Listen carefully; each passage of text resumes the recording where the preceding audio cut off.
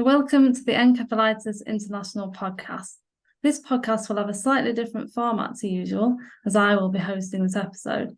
As Patient and Public Involvement Manager at Encephalitis International, I look forward to hearing from our guests about all the efforts made to involve and engage patients with encephalitis research. In this edition, we will be talking about improving the work of patient and public involvement, also sometimes abbreviated to PPI, driven by Encephalitis International, in a study that looked at improving diagnosis and treatment of encephalitis in low to middle income countries. This is something we feel is a very important topic here at Encephalitis International.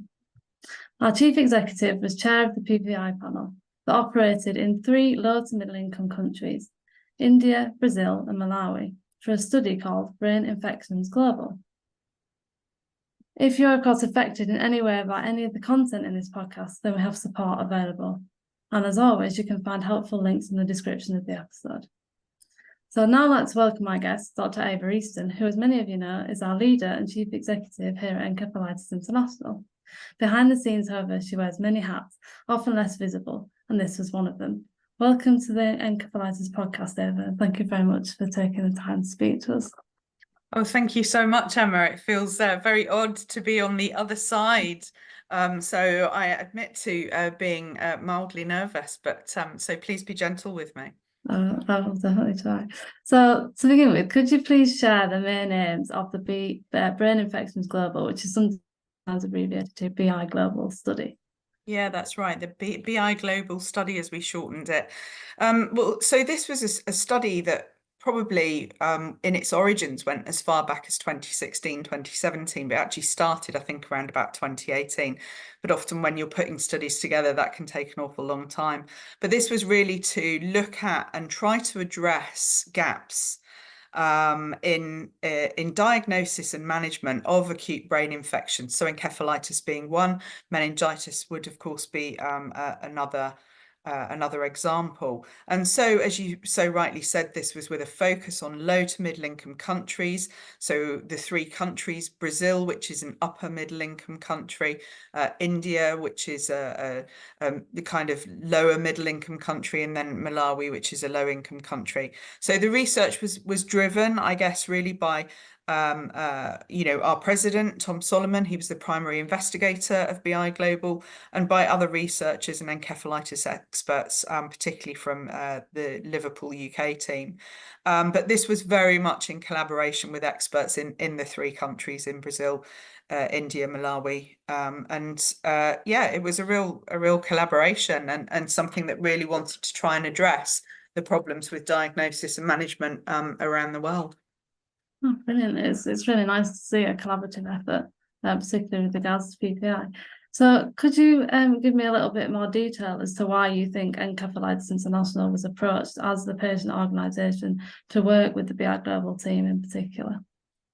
Well, I think obviously we're a global organisation. We've probably got access to one of the largest patient database in the world of patients and caregivers that have been affected by this condition. So I think it was probably thought that we were in a good place to help support the study, the trial going forward. And I think probably my work and the championing of Encephalitis International in terms of patient and public involvement was probably key, really. I'd got a bit of a background in this, and I've been on many encephalitis studies over the last 25 years, and we've always brought with us the voice of the patient. So I suspect they were probably primary levers in people's minds as to why they might want Encephalitis International involved. Oh. Brilliant. It's nice to know that Encephalitis International is starting to be noticed for the work that you and the rest of the team do. So could you, you've just said that you've had a lot of involvement with this type of thing in the past.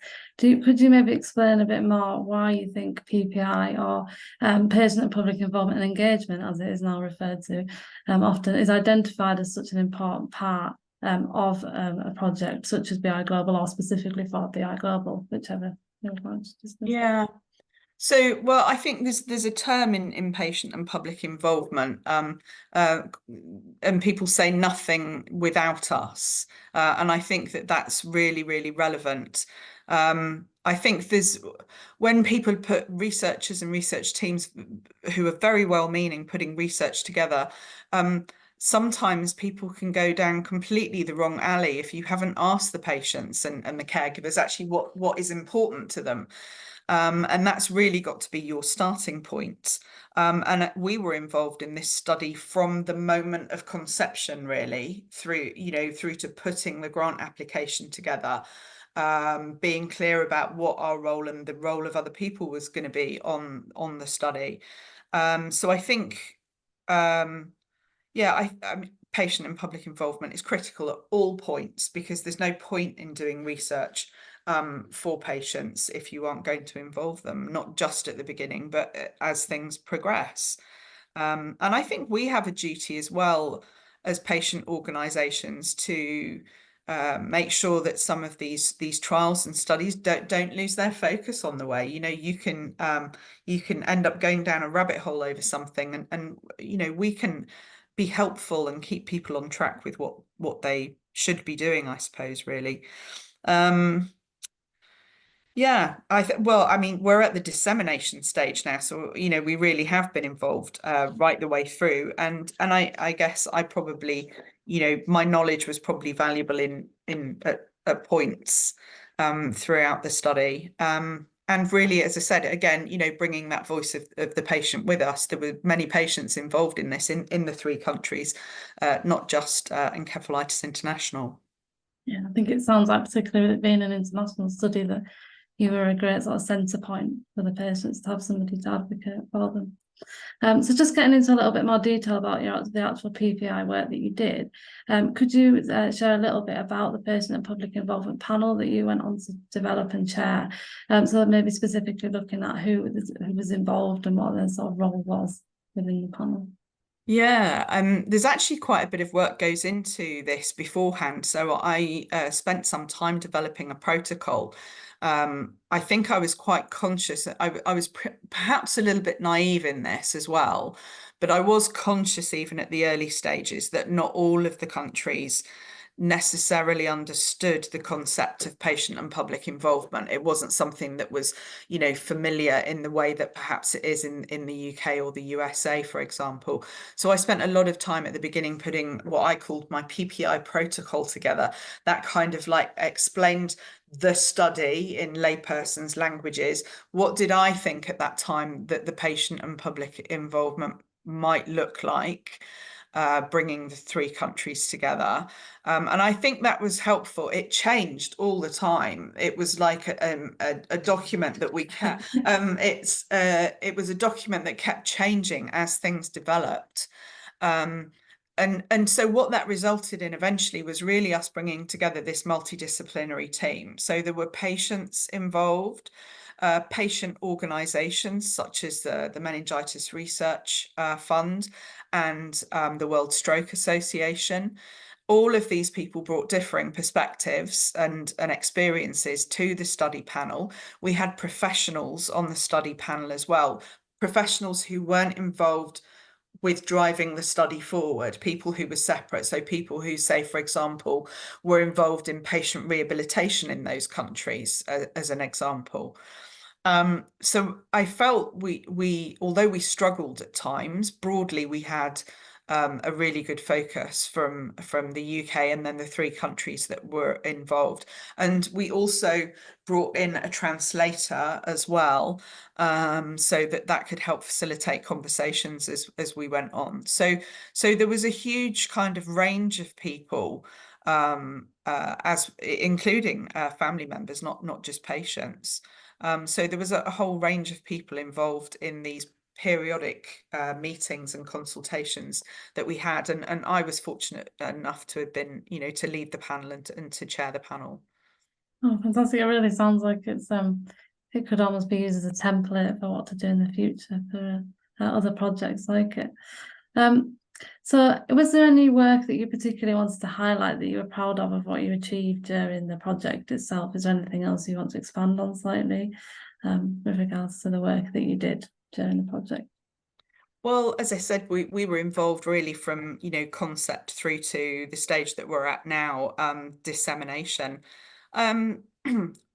I think I'm proud of being able, I'd never brought 3 low to middle income countries together from a PPI perspective, working with a UK team. And I think I'm proud of that. We had our moments where it wasn't always easy to keep people on the panel, but we've also got to remember that right in the middle of all of this, we were hit with a global pandemic. Yes, So that I was going to ask you about, because you can't really ignore it, can you? No, not really. And that threw us all. So we were not only all dealing with our individual professional lives and our individual personal lives, but then the global pandemic was thrown at the study as well. So it was really tough, because by that stage we'd invested a huge amount of work in the study, and so the last thing you wanted to see then was all this to go up in smoke, because this awful pandemic had hit us, and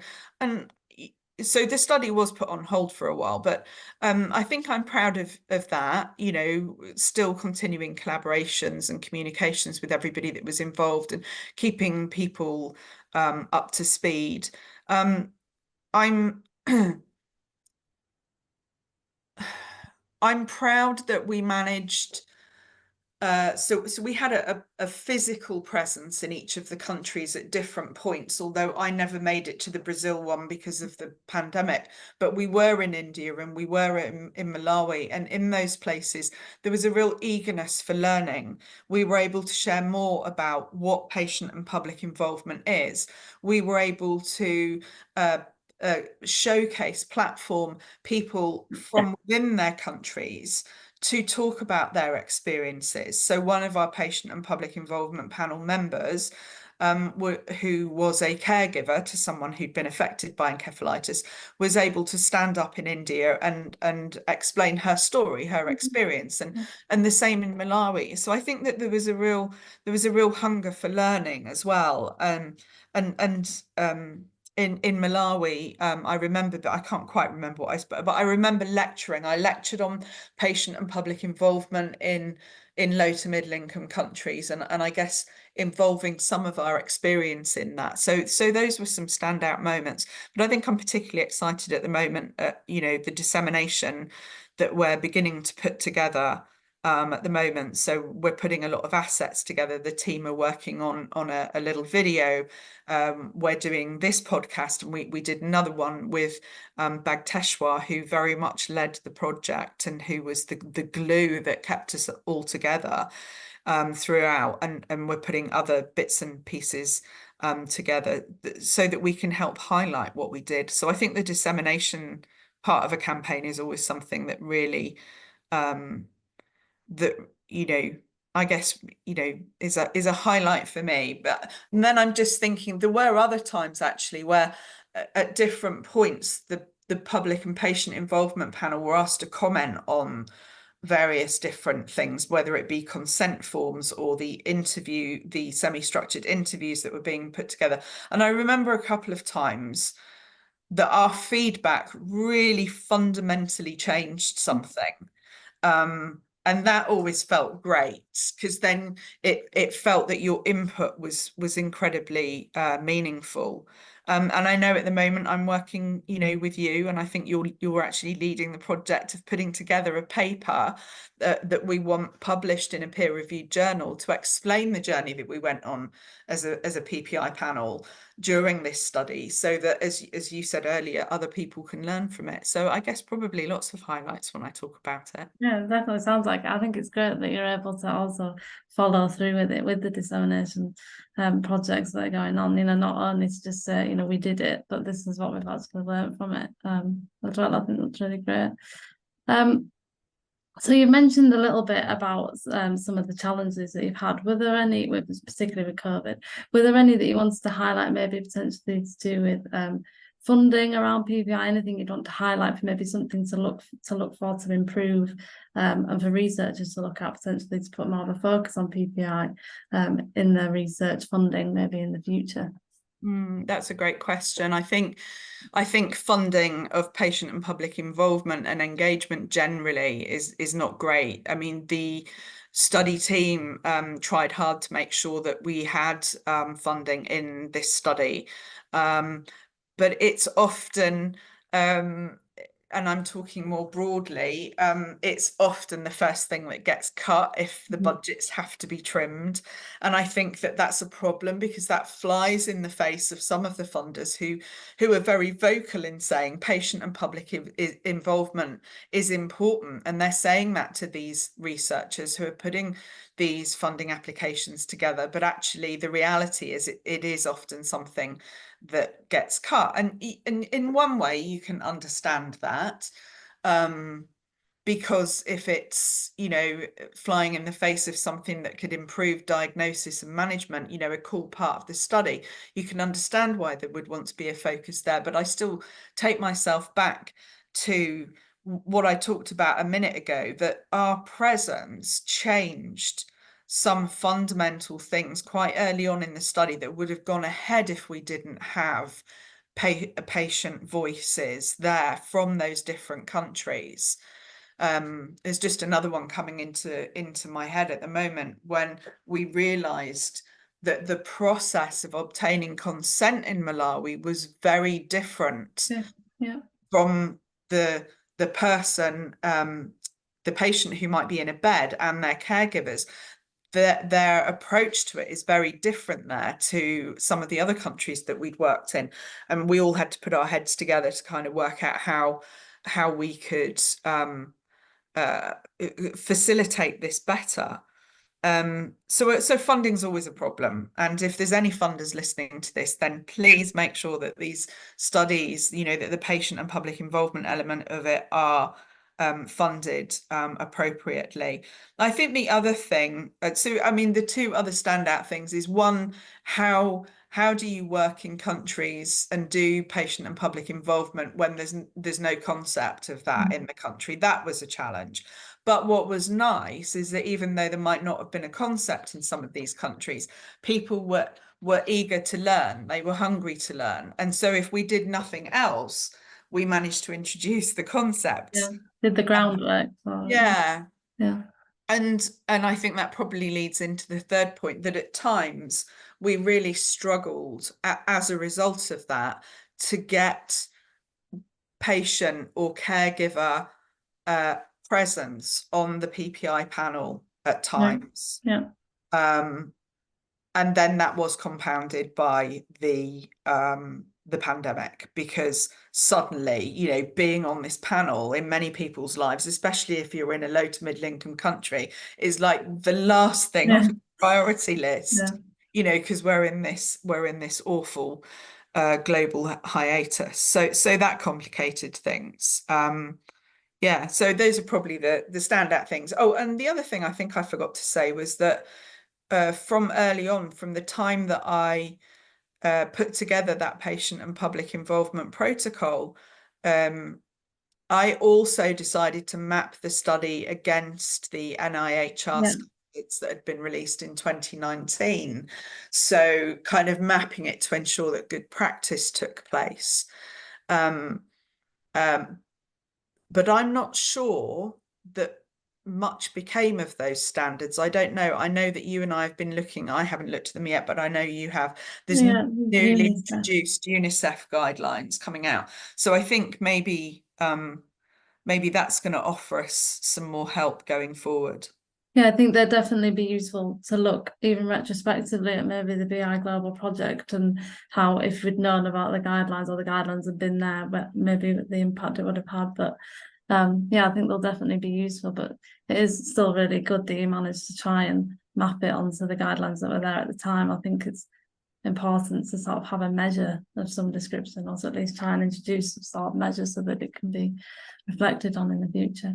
So it's coming to the end of my questions now, but I just wanted to finish by sort of saying, is there any last sort of comment you'd like to make on what the hopes are for the future impacts of the work you've done, either with BI Global specifically, or just generally with PPI? And is there any in the area of PPI, is there any particular aspect that you'd like to see advancing in the future, apart from the funding? Potentially, it's obviously is always an issue.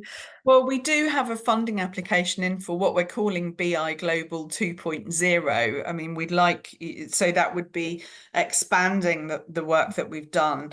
And obviously we would be very keen if we received that funding, but we're not going to know until kind of later on in the year. You know, that you're writing up this, starting to write up the paper of the project. I'm like really excited about that. I forgot to mention as well that we've got Dr. Bhagteshwar Singh is one of our keynotes, so he's going to be giving us all the study findings at our conference in December, on the 2nd and 3rd of December. So I think that's really exciting. And I was talking to Bhagteshwar earlier, and we were talking in the pod that we were recording about, you know, how can we take this forward? And I think one of the things that I forgot to mention as well was I was a big advocate of these brain infection champions in each of the countries, and this was a wonderful concept that came out of Malawi. And I remember, you know, with my chair of the PPI panel hat on, saying, but can't we roll this out in all of the countries? Because what we want to do is make sure that what we've done, it continues long after the study teams have packed up and gone home. And I know that was something that was really taken on board. So I'm hoping that they will be kind of a conduit for ongoing change, because the study really did have some good outcomes. There were some significant differences in the diagnosis and management across the 3 countries. And that, I don't want to be bold, and I'm sure that my research colleagues would say, oh, I'm not sure that we could say that, Ava, but do you know what, we must have saved some lives along the way on this study, and that's got to be worth all the money that was, you know, given to this project by the funders. So I think there's I think there's lots to watch out for. I definitely think, just even if it's from a point of view of spreading awareness, like you can never be sure like exactly how wide that awareness is spread, and you know the legacy that you potentially left without even realising it. And hopefully the dissemination, just to go back to what you were saying at the beginning, the dissemination projects that we're doing now on the website, social media, videos, things like that will continue to spread the knowledge from that. So thank you so much, Ava, for taking the hot seat in this episode of Encephalitis International Podcast. As I mentioned in my introduction, Encephalitis International has a number of resources that are available to anyone affected by encephalitis. You can find these on our website. Or do get in contact with our support team. They're a great resource, which I'd highly recommend you to take advantage of. If you have any questions or simply would like to talk to somebody, you can find any information that you'd need in the podcast description. And as always, if you can support our work, we'd be extremely grateful. Please visit encephalitis.info/donate. We are here to help. Thank you for listening.